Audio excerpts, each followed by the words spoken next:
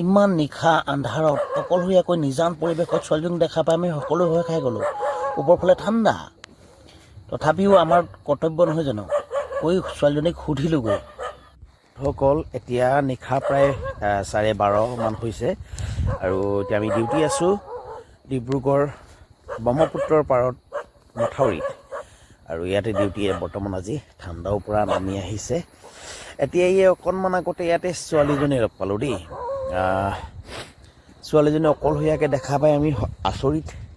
এটা নিৰ্জন পৰিৱেশ চাৰিওফালে পূৰা মানে নিজান পৰিৱেশ, কোনো মানুহ দুনুহ নাই।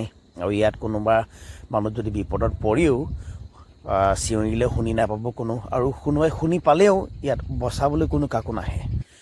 তেনেস্থলত এজনী ছোৱালীক এনেকৈ অকলশৰে আমি দেখা পাইছোঁ, লগ পালোঁ। ছোৱালীজনীক সোধ পোছ কৰিলোঁ, ID কাৰ্ড ল'লোঁ। তাৰপিছত তেওঁ ক'লে লগৰ এজন আহি আছে বুলি ক'লে।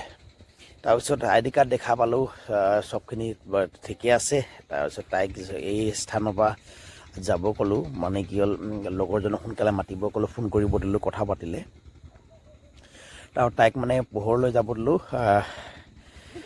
এইখিনিতে আৰু দেই, ইয়াতে বহি আছে মানে অকলে।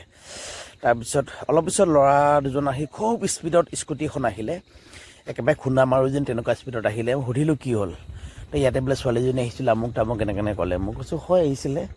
তাৰপিছত ল'ৰাজন চালোঁ, হয় ল'ৰাজনৰ লগত মানে ভাল পোৱা পুই, আৰু কিবা এটা মনোমালিন্য হৈ ইয়াত আছে। কি ইণ্টেনশ্যন নাজানো, এইবিলাক ব্ৰহ্মপুত্ৰ, হয়তো ইয়াত তেওঁৰ কিবা এটা সিদ্ধান্ত লৈয়ে আহিবও পাৰে, নাজানো।